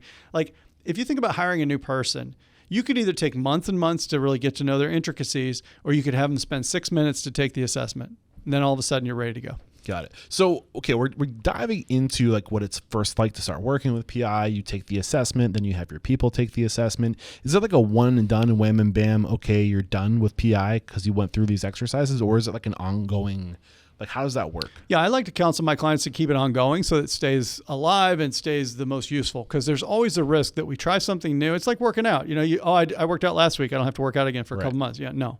You want to get it ingrained in the culture. One of the best things about PI is it gives us a common language. Now all of a sudden all of our workers can speak together about either the profiles or about the tendencies. That's when you really start seeing next level performance. Yeah, this is why I like EOS so much. And it's one of the reasons why I'm really trying to lean into educating people more about the importance of having an entrepreneurial operating system where everyone's speaking the same language. But this builds on top of that. Yeah. Where it's so important that when I use a word, you know exactly what that word means. Right, exactly. Yeah. So huge. And I think when you have that operating system, it's really important. And I love EOS and I love Traction. And I saw the people part getting one chapter. And I'm like, PI is that chapter. Let's expand that out. Let's give you tools. And the reality is that whenever you define your goals and your big rocks and all those things in EOS terms, now we have the context in which we're asking our people to do the work. But what do we know about the people? What we learn through the predictive index assessment and some of the tooling, everything from manager strategy guides, coaching guides, all kinds of things, how that actually helps them do that work. That's why I like to do something as far as like a slower burn of using the PI tools progressively over time. Got it. So you have a partner, right? So how many partners are with PI right More than 500. Wow. Yeah. That's awesome. Around the world, yeah. So typically, somebody would go to the Predictive Index website. What is it? What's the actual website? PredictiveIndex.com. And then from there, they would find somebody that would fill out, like they'd get like a demo, they'd take the assessment, they would have their team take the assessment, and then are they assigned? Do you select? How do you know? Do the partners do PIs and know which organizations are right for them? Like a couple different ways. So one is that if a person goes to the website, there's a partner directory. They might want to find somebody local or in their industry experience or something like that. It's totally fine. If they just come to PI and they learn that it's a great fit for them, we might introduce them to a partner to say, this is somebody who can help you if you have any specialized needs and goals, training, whatever it might be. And the partners absolutely represent PI in their own dealings in either their industries, their backyard, as far as geography, and they're introducing in the PI concepts. And that's probably definitely the most common way that clients will learn about PI is through a partner. Yeah. So if a partner reaches out to a restaurant owner and says, what kind of challenges are you having? And they're saying, well, we got this store opening. It's not going well. Okay, great. Perfect opportunity. Remember, every business problem is a people problem. It's true in the restaurant business, true in every business. So you say, okay, I want to solve these people problems. Great. Let's get some data because we don't want to do it without data. Let's use some of the tools and let's get your problems fixed. So the partner would be instrumental in making that happen. Got it. So you get assigned a partner and they work with your organization for as long as, is it like a monthly or annual? Like how does that work? Yeah, an annual subscription. It takes time to get all the results, and it's nice to be able to have an unlimited ability to go back and create the tools. Think about an example of, let's say we're in month 3 and we've just hired a new team member. New team member, new team. That's what I always say, right? So now we're going to assimilate them onto the team. So now all of a sudden creating awareness of other team members and the manager style, like all that's there for you. So think of it more like a gym membership. Yeah. What are we not talking about that needs to be discussed in terms of PI? Yeah, the one big thing I think is going back to that talent optimization, which is the overarching umbrella for this. It's just such a fabulous way of thinking about how we can get things right. So in the restaurant business, as an example, we always talk about what I call the business bookends. We have a forward-looking strategy. What do I see and envision for my restaurant or my chain, whatever it is, in the next 12 to 18 months? Hasn't happened yet, but that's the forward-looking strategy. That business strategy is going to inform the talent strategy. The way that strategy of talent is both formulated and executed is going to determine whether I get the results or not. Am I going to see the level of profitability I want? Am I going to hit my timelines? Like whatever it is that the restaurant owner wants to achieve in terms of business results, it's all has to pass through the people. So that's why talent optimization, I think, was revolutionary for us, that it puts equal parts on the business aspects and the talent aspects. I see a lot of either or. I see a lot of, let's talk about the business in isolation as if there aren't any people in it. And I see a lot of HR people talk about people, but don't necessarily tie it to the business. We need the intersection of those two. And that's where talent optimization and the PI tools really fit nicely. Got it. So to kind of backpedal a little bit, there's these 4 quadrants. Hit me with those quadrants again. So we think innovation and agility. Got it. Teamwork and employee experience. Got it. Process and precision. And results and discipline. Where does the cognitive come into this again? It's totally separate. Totally separate. Yeah, that was just behavioral drives, the behavioral aspects of work that need to be done. That's all in that those quadrants that we talked about. So the cognitive is like something that you would do. It's an additional behavioral assessment that you would take on top of. Yeah, an additional assessment on top of that, right? So one thing, so getting personal, right? I was always somebody who kind of thought that, like, I came up with a lot of learning disabilities, and I always kind of told myself this narrative that I'm a big old dummy. You know what I mean? Like, I'm not good at technical things, right? It was a challenge when I was a commercial pilot, you know, like, and I've evolved. The more self-aware I became, I started to realize, listen, like, my strength is a social and emotional intelligence. But when I was in high school, you know, like, in the culture in the 90s, you know, like, men are supposed to do technical work, women are supposed to do emotional work, right? It's just kind of like this like cultural thing that we're like, we come up, we learn to believe these things about ourselves. Where I'm going with this is there's different forms of intelligence, right? So how does like a cognitive assessment take those different forms of intelligence? Yeah, how does that? So it only measures the one form of intelligence that it was designed to measure, which is just the general cognitive ability, or sometimes they call it G in the psychological parlance. But I'm with you 100%, and I think we know so much more about neurodiversity now. I actually write about it in the book as well in a section on fairness. And it's really important to point out that people have different abilities that they're bringing into the workplace and that they're able to apply towards their jobs. And I'm thankful that we've come a long way since what you experienced. Yeah. Right. And I think the teachers had the good intention. Like when I was a kid, like there'd be like a certain part of class where it's like, okay, now you 5 individuals leave the room so you can go learn over there. And I just remember feeling like I'm not good enough to be in the class. Right. You know, like I need to go learn over here with the other dummies. You know what I'm saying? Yeah, like, and some of that's slowly changing, and it's good to see. But yeah, it's a long way to go. But during recess, I'll tell you what, I could tell you the social dynamic in lunch and everything. Like, you know, like I was a social butterfly, still am to this day, and I empathize with people. I understand people. Part of being a promoter is you're very adaptable to social situations. Like you can literally move from and I do this constantly as a podcaster. I'm literally going from one person to the next person and having to match them where they're at. If you're listening to this, you probably pick up on the fact that like for every guest, I'm a little bit different. You know, sometimes I drop them F-bombs left and right. Other times I'm like much more gentle because I can tell that person isn't an F-bomb dropper. You know what I'm saying? Right. So like back to this idea of like you call it cognitive, what was the term you used? The general cognitive ability. Yeah, general but diversity, cognitive. Neurodiversity. Neurodiversity. Yeah. And I think this is something that's really interesting as we learn more about the brain. And just like we are designed to exist in a tribe of individuals who all bring something special. The more diversity in a group, the stronger you are. And the more, do you want to get into that?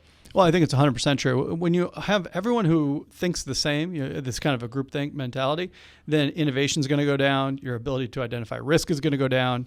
And so it might be comfortable to hire people who are just like us, but it can be devastating for all the reasons that we were just talking about. So I feel like diversity, and it takes on many different forms. In the book, I talk a lot about gender diversity, ethnic diversity, but do get into things like personality diversity. When we think about remote work, for example, extroverts and introverts do not have the same experience on Zoom all day. Right. It's harder to pick up on social cues for introverts, for example. It's unfair when we just spring on, hey, just give me your thoughts. And introverts are like, oh God, that's not what I want. Yeah. So it's up to the leader to make sure they modify the environment to match the people's needs. But even thinking about people who are like on the spectrum, right? And I think like there was a place for people like that. Like people who are really good with attention and detail, or just have this ability to recall, which I'm horrible at. But some people can literally just like, they're like a Rolodex, like they're a walking encyclopedia for subjects. I think there was a place in time for people like that. And then as society evolved and moved forward and technology started to replace a lot of these people, and it's harder today to define purpose. Do you agree or disagree with that statement? I think it can be, and I think that's why it puts a premium on leaders to understand and know their people and to create a level of safety where we can talk about these things. Yeah. And I think it's interesting. And in the book, what I had talked about a little bit was when you start to recognize that there are people on your team who may be struggling to say, why is somebody across the desk from me taking 30 seconds to write an email? It's taking me 5 minutes. Right. I'm that 30-minute person. Yeah, 30-minute person. And so if I don't know that when I'm your leader, your manager, your supervisor, and you're like struggling inside, you might even be beating yourself up. You might be having a terrible experience that I'm not even aware of. Yeah. But understanding that neurodiversity exists and being able to check in with people, like how are you doing and what can we do to help, and that's hugely important. Is there a certain point in someone's personal evolution as they evolve into adulthood that, like, when you're a young person, will this test be as effective versus being maybe like 28 where your frontal lobe's fully deformed? Well, this is formed, not deformed. Yeah, maybe a little bit of both. Right. So this is a workplace assessment, so we don't use it for anyone who's under 18 for sure. Yeah. And what we tend to find is that personality is stable, more stable than we might think, and certainly more than other types of psychological factors, perhaps. But so it's durable over time for sure. Cool. I do want to start to pivot towards the book, but before we pivot to talk about your book, again, right here, I'm going to hold it up if you're watching the video. I've got the cover. Disregard the coffee stain on the center of this. Expand the circle. That means it was well loved. Expand the circle. Enlightened leadership for our new world of work. Is there anything that we haven't discussed in terms of PI that you want to get out before we continue on? Well, I think it's just such an incredibly powerful tool. When you think about the ability to collect that data that quickly and to be able to put it into practice, everything that's holding back our businesses and holding back the experience of our employees, it can be addressed if we take and make it a priority to do so. So awesome. I've seen a lot of tools. I take every personality assessment, every other type of workplace assessment I can. PI is still obviously my favorite because of its speed and the value you can get from it for such a brief assessment. I've taken 3 assessments to this point. This was by far the easiest, for sure. And I feel like I identified the most with what I took. And just if you're listening to this and you're curious, I can't remember the name of the other 3, but in my personality assessments, I'm a community builder, an influencer, and a promoter. So I feel like there's some correlation there. Oh, there should absolutely be a correlation there. You would hope, because a lot of them measure either adjacent or very similar factors, and there's just different approaches. And we could go on and on, but there's thousands of workforce assessments. The question is, what's the one that's the best fit for your working environment? What's going to give you the most predictive power for the minutes spent, right? Because you're talking often about candidates. You don't want to tell a candidate, sit down for 45 minutes to take the assessment. They're like, I'm not going to apply for this job. Yeah, but when you look at those 3 assessments that I've gotten, really at the end of the day, I'm trying to build a community of people that I believe in, and I'm promoting these people and saying, like, I'm not the person that has all the answers. These people are. And it's just funny because everything that I do, I just feel like it's all there in like my assessments, and like they're all slightly different, but generally like the work I'm doing today, it's just cool to know that like I for the first time in my life feel like I've self-actualized. Like I am in the seat I'm supposed to be doing the work I'm meant to do. I love that. Yeah. So you've gotten a lot of face validity from different assessments to kind of triangulate on who you are, which is naturally in line with where you want to be. Yeah. So do consider these personality assessments and these behavioral assessments. They're so powerful. Self-awareness is so important. And and just having awareness of the people that you work with is also just so important. One more quick break to thank our sponsors. We're going to be back to talk about Expand the Circle. We have to interrupt today's video to let you know that right now, Restaurant Systems Pro is offering a no strings attached 60-day trial that will help you improve your systems, increase your profit, and find better work-life balance. All you have to do is click the link below. We're back, and now we're going to unpackage, expand the circle, enlighten leadership for our new world of work. Man, this book resonated so much with me and reinforced so much of what I've learned in the past 10 years of just, I mean, not just what I've learned, but also where are we going, you know? And like with the mission statement to inspire, empower, and transform the industry so we can transform the world. Tell me this book wasn't written for me. I know, right? Like, what was your inspiration for this book? Yeah, no, I appreciate you saying that. I'm humbled by your reaction to it. It's fabulous. And it was really born of my own leadership journey as well. Everything that I had experienced leading up to, I include some of my military experiences in there as well. But the real launching off point for me was hitting a wall in my leadership. It was during the pandemic. And when the wheels came off, I said, man, I got to change my approach. So where were you? Take us to that point. Yeah, so I was still at Predictive Index and had been leading the product team here for probably about 7 years at that point. Kind of a little fuzzy on the numbers and the math. And loved the company, but I fell out of love with the work I was doing. And the pandemic, you know, when it first happened, I think I was sitting in this exact room we're in right now. And I said to the CFO, do you really think we'll have to go home for 2 weeks? I had no idea. And none of us really knew what the heck was going to happen. But here, you know, when you find yourself 5-6 months in, I think like a lot of people, I had my priorities reevaluated. Like, what am I doing? What's my relationship with work itself? What was your relationship with work? I think it was always work first, trying to figure out like what is everyone else's needs versus slowing down and listening into, you know, what I'm really kind of all about. And there've been times in my life where I've been very principled and made decisions like to go get my PhD because I wanted to learn how to help people, or to join PI in the first place because I wanted the nature of the types of products I built to make people's work lives better. That was very intentional. But I can't say that every day and every moment of every day I felt like I was necessarily on mission. So the company's mission was great, but my personal mission within it started to change. And I think I wasn't allowing myself to evolve. So I think falling out of love with your work is one thing, but when you fall out of love with yourself, you know, that's another. How was your personal mission? How was it different? Like, how was it evolving? Well, in terms of at that time? Yeah, like, well, like how you said, like you were trying to fall in love with, or out of love with yourself, and your personal mission was starting to become misaligned with your business and your work life, or at least unclear. So, you know, so it's like, what is your sum total of what you're working on, and what is it that you're doing? How are you showing up? Are you being intentional? So what was going on in your life where you felt like you needed change? Well, I think first of all, scheduling a midlife crisis in the middle of a global pandemic, not a great idea, right? I think there's probably some of that in there too. But there was just so much time that I had spent without having really reflected on it. I like to say that in my very first leadership assignment, I was in this warrior phase, and it was just all about, you know, mission. Yeah. And then I went through this scholar phase, and I spent 6 years studying PhD and learning about psychology and applying it, and that was great too. But I didn't realize that I was now ready for my next chapter, which I've kind of entered into this sort of sage mode where I'm thinking a little bit more deeply about life and meaning and how to bring that into work. Yeah. I think we also exist right now during this time where Eastern and Western, like we live in one world. Like this globalization, you can literally be on the other side of the planet in a day. Right.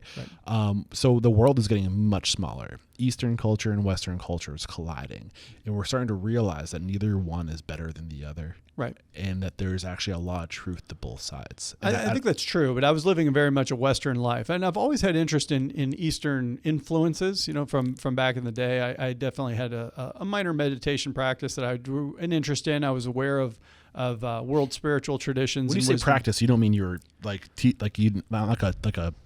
a physician that has a practice, but you're personally practicing. Personal practice, sitting down and trying to be on the cushion and those sorts of things. And I had abandoned that for more than 15 years by the time the pandemic had come. And I never was a big yoga person. So I agree with you. You're starting to see a lot of Eastern influence coming into the Western culture. What's also really interesting is the Western culture is starting to prove, i.e. science, the scientific process. And if it's not real and the science can prove it, is starting to prove Eastern culture. it's like coming full circle. Yeah, where I think an integration. Yeah. Yeah, where it was just generations of generations, thousands, tens of thousands of years of people just passing down knowledge, which is what I think of when I think of Eastern culture, where you have continents that are now underwater. Right. That there's history there. The Sutherlands or whatever it's called, basically where Indonesia is today, there wasn't a giant above surface continent there with tens of thousands of years theoretically of just culture that's been like literally washed away. Right. But that culture moved through the people in Eastern culture of just awareness of connectivity and everything that's going on, and we kind of lost that. But I feel like now it's coming. It was never lost on the Eastern cultures, but in the Western world, like it was so much more about. I don't want to put words into your mouth. This is your time to talk. So what's going through your mind? Well, I definitely believe that whether we're talking about East or West exclusivity is an error, right? Because I think there is this universal human condition that we all experience, and it's not like we don't have issues in the Eastern world, we don't have issues in the Western world, vice versa. We see what happens when we take apart, the Amazon and how that affects things in like Europe. It's all connected in ways that we can't even really fully appreciate. So at the time, I'm sitting here thinking I'm not showing up as the leader I want to be. I've kind of knew I needed to make a pivot. And then my father got a call from his oncologist, and he was diagnosed as having a cancerous tumor on his kidney. And it just was a mortal reminder to me that we know how this movie ends. And it was one of those situations where I was like, when everything is sort of taken away, when you kind of come to that realization, like how are you going to respond?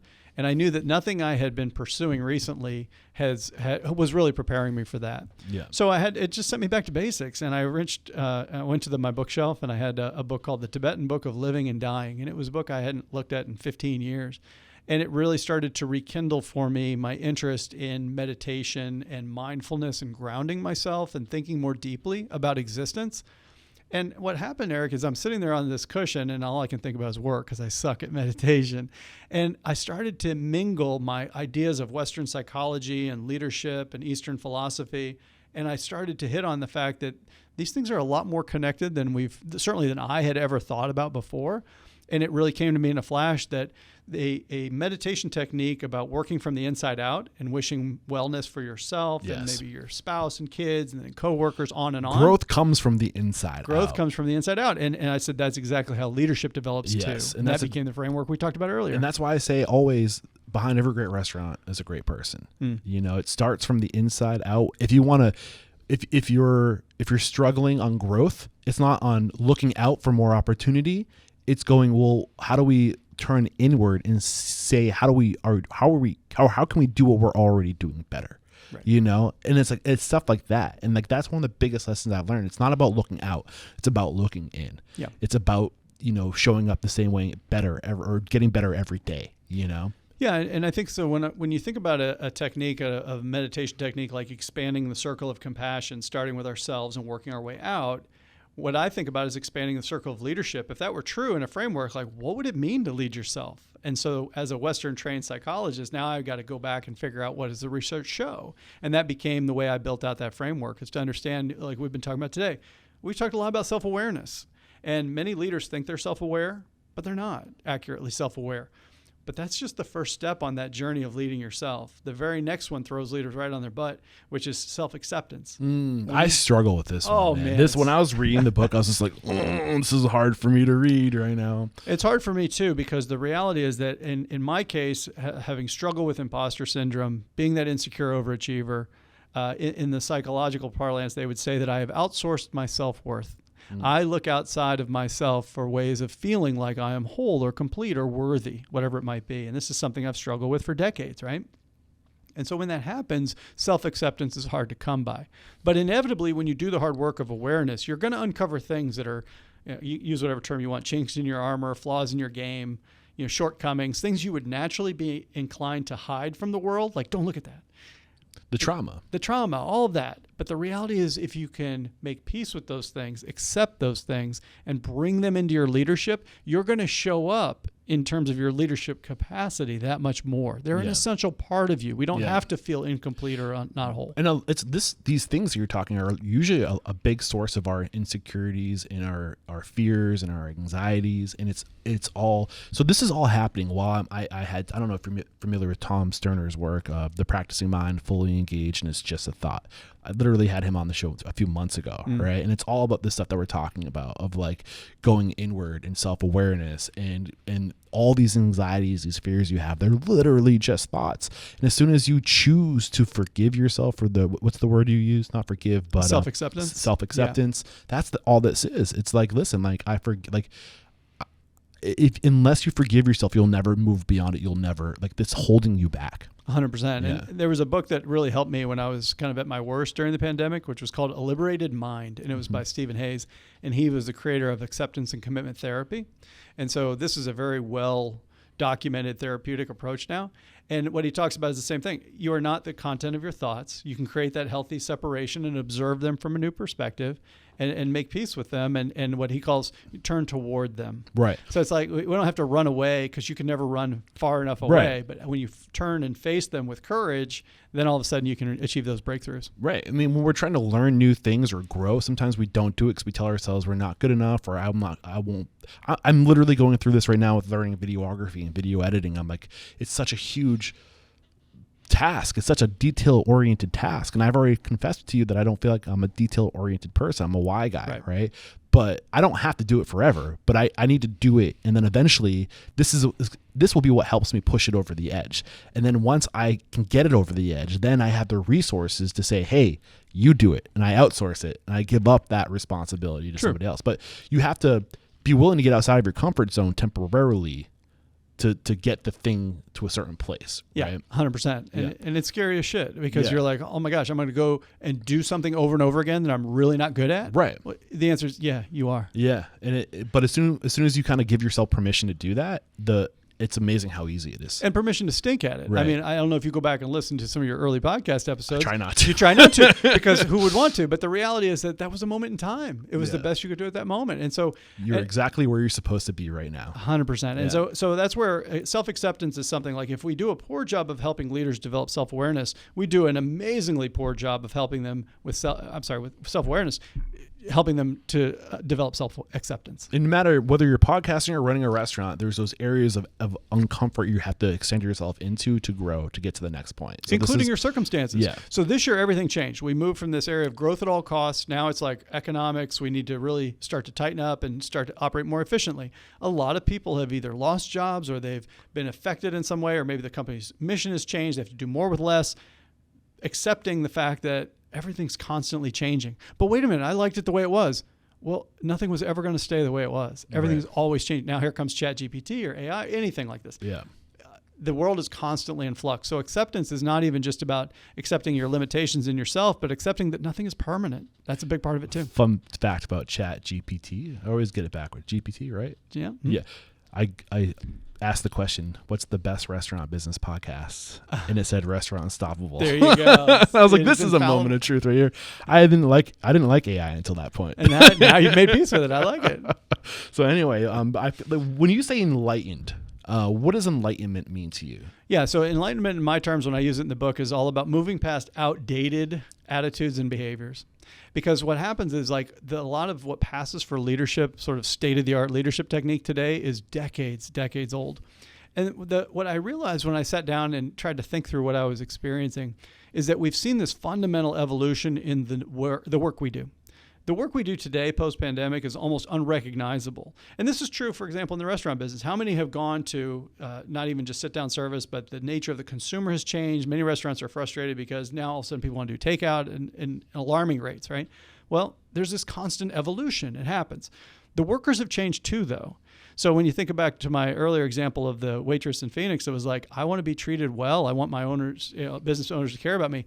She wouldn't have had that luxury during the Industrial Revolution, for example. She'd have been happy to have a job to be able to put food on the table, right? But now she could waitress, wherever she would like. Right. So there's been this evolution. But leadership itself is still built on a foundation of outdated attitudes and beliefs about how it's supposed to work. And that to me was a big problem. When you start to see that everything has changed but leadership, we've got to move past these. So what, sorry, go finish your thought. I was thinking these me first, this ego driven, it's all about command and control, authoritative type styles of leadership. They don't work anymore. Yeah. So you talk early in the book about the evolution of leadership. How was it authoritarian? Where are we? Approach. It started with authoritarian, transactional, transformative, servant, authentic, and then today we are at Enlightened. Is that Enlightened in leadership to your words? Is that the order, right? Yeah, that's my thesis, is that it's time for the next era of leadership. And I think that this is where it was very ironic to me that when we were talking about Eastern philosophy from 2,500 years ago, actually holds the key, in my experience, to the future of leadership here in the West. Yeah, and specifically why? Specifically because of the nature of the selflessness that we need, the mindfulness that is so rampant today. Without it, the nature of stress and burnout that we're experiencing are a direct reflection of not having mindfulness.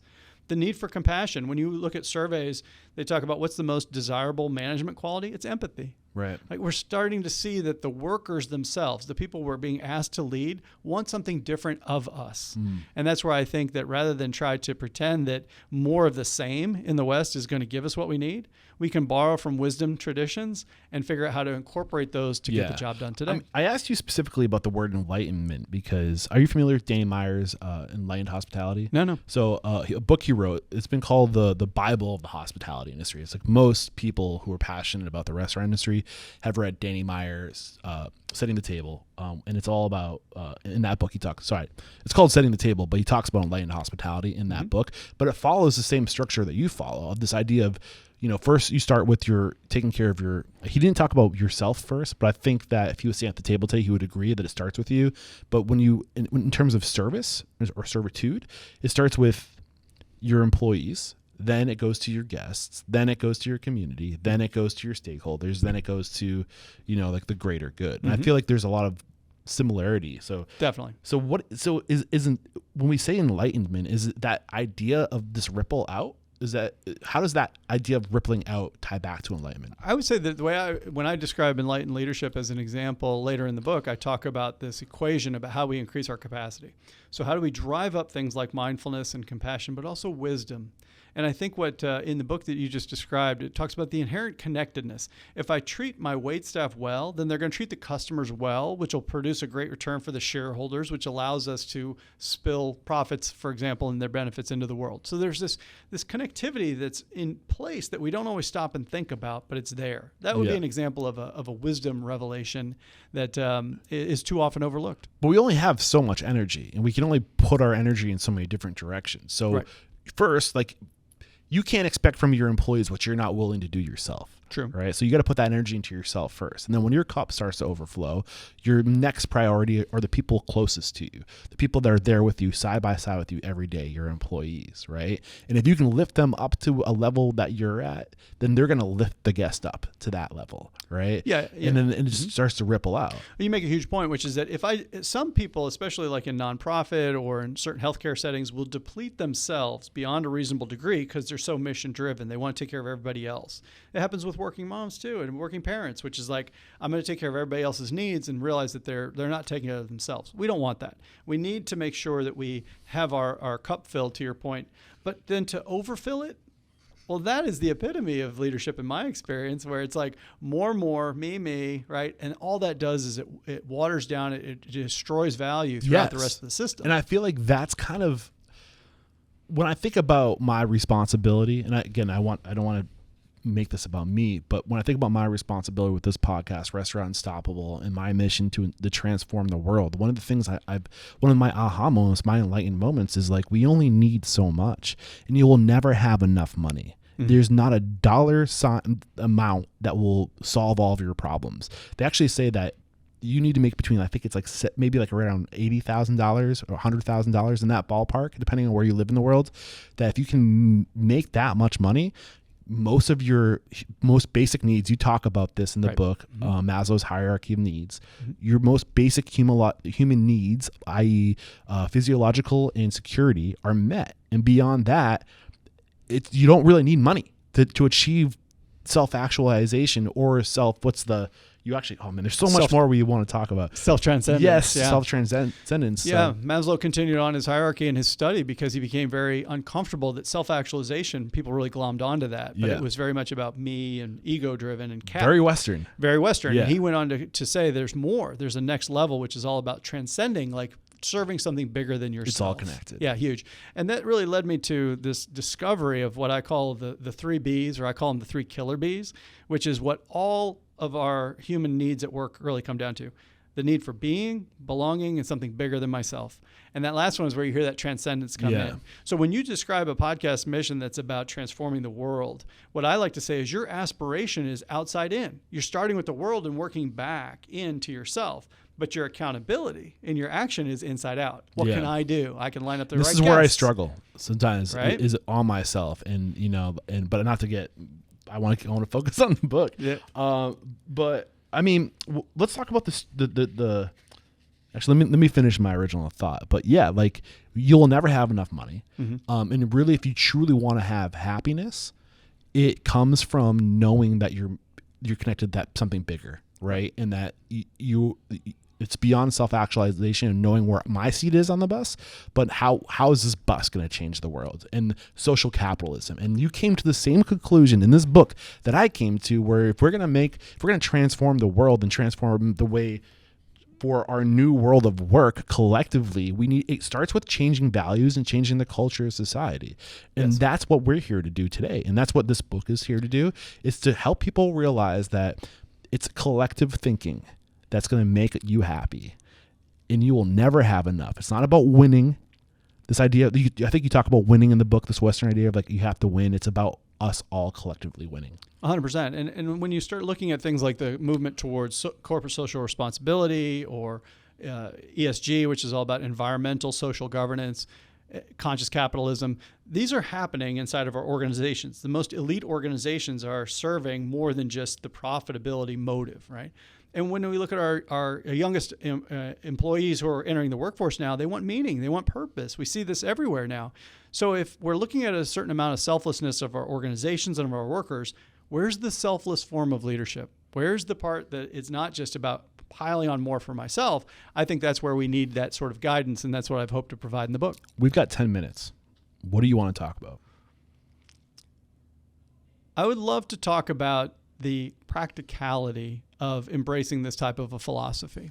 What happened for me personally is that when I started to realize there was a different way to lead, that was important. But when I started to recognize that by bringing these enlightened techniques in, it made everything so much easier, Eric. You mentioned a couple times now, you talk about struggling, or the self part is hard. If it feels like work, it's work.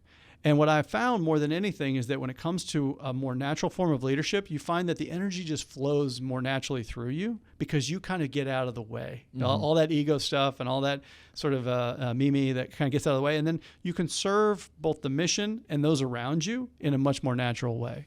And I feel like this is why I say that my mission now is to help leaders liberate themselves from these outdated beliefs. It feels like that. It feels liberating to be able to say, I don't have to be somebody else. I don't have to try to hide things. It's incredible. So that's why I say everybody deserves to have the experience of enlightened leadership, both for themselves, yes, but also for those around them. I mean, you talk about vulnerability in the book, right? And that's one of the topics. And when you give yourself with forgiveness, right? When you're admitting your faults, it's a very vulnerable place. And when you say this out loud, 100%. Why is that even more vulnerable? Yeah, so what it does is you feel like you're going to die. Yeah. You feel like, oh my gosh, I've laid myself bare and everyone's going to just not take me seriously or not have respect for me. The opposite happens. People are actually more drawn to you. Why? I think that they realize that you're human. I feel like the answer to the quiz at the end of the day is that we need a more human style of leadership. The business world tends to dehumanize. We've talked about that a little bit earlier. But now when it comes to rehumanizing it and showing up with our humanity and leading with that, it's the only thing that really insulates us from this sort of mechanistic approach to business. Are you familiar with Doug? Is it Rashkoff? I'm not sure. No. The Team Human. Have you heard of that book? Nope. Team Human. It's just like, oh man, this gentleman. I think I'm getting his name wrong, but the book was recently referred to me as this idea of just Team Human and how the world is moving in a dehumanized direction. Agree 100%. Yep. And what is a more human direction look like? Like what is, and that's what he kind of talks about in that book. But what are your thoughts on that question? I think recognizing that we are part of a shared humanity and a part of a shared human condition, and that it shows up everywhere. So, like, let's say I have somebody who shows up for work for their shift inside the restaurant a couple minutes late. Well, clearly that's not a good thing. We need people to be on time. However, do I actually know what's going on as the leader? Have I taken the time to understand what's going on in that person's life? Am I really going or am I making assumptions that they're lazy, that they're, whatever it might be? I hear a lot of this about Gen Z. But the reality is that there's very human things happening in all of our lives. And so the willingness to go there and to be human and show up with your own humanity and saying, I had a rough night last night. I had a sick kid, and so I'm not 100%. So if you need me, just make sure that you or creating that culture of knowing that there's an open. Like, it's open. That's right. Creating the culture of open communication where I want you to feel like you have the safe space. You talk about this in the book, where people can tell you what's going on and they're not going to be battered down because That's right. of it. Creating safety, leading with compassion. Yeah. Having that understanding. Absolutely. And instead of saying, why are you late? Are you okay? Yeah. Now, if we're talking about a repeated pattern and there's not a good reason, then we need to take some corrective action. But to lead with empathy first, we don't need to be silly about it. But I think that being more human in the way we show up to one another is a huge part of that. Absolutely. So when I look at the future of leadership, it is all about how we take this more of an enlightened approach, because everything else has changed and everything's constantly changing. That's not going to stop. The byproduct of all my research showed that fear, time and again, is what destroys everything good in relationships and inside of organizations. And fear is because of fear for self. It always comes back down to that ego drive versus love for others. And I think that we're not yet comfortable talking about things like love in the workplace, but we need to get there. So I want to wrap up there in the page 215. I think it's the chapter called "Lighting a Lamp for Other Leaders." This chapter, man, a light bulb went off in my head. Nice. Because we have Restaurant Unstoppable Network, where my vision of the network is, hey, like, I'm going out there, I'm learning these things. If our mission is to inspire, empower, and transform the industry, this is the inspiration. Right. This is me going out, sharing stories, showing people that, hey, you can do it yourself. And the empowerment is like, what are the clues we're picking up during these conversations?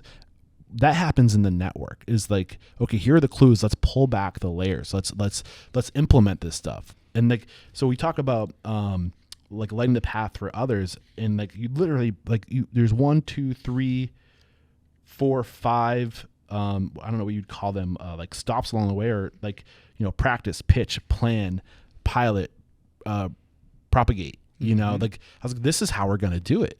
This is how you get the blueprint. It's literally right here. I love it. I've been struggling with what is the network? How do I communicate this? But it's about lifting up others. It's about taking what we've learned, creating a space where I can invite people in, promote them, and say, these people can help us all get better. And this is how we do it. And creating a community of people practicing enlightenment and how to be better business owners, not just the how-to, but the perspective, the values, the bigger picture thinking, Yeah, when you make that clear for people, they're more willing to go on that journey with you. And so I love what you're doing from that perspective. We need it, absolutely, in our restaurants, in our world, in our lives, period. So I just, my hat's off to you. Yeah, man. Well, thank you for giving me the blueprint.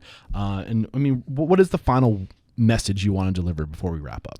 I think the fact that it's completely possible to take on this evolved leadership approach, and only good things come of it. I think that it sounds to some people that maybe it sounds a little woo-woo, but the reality is, a Western psychologist, I found more research that says only good things happen when we take these techniques.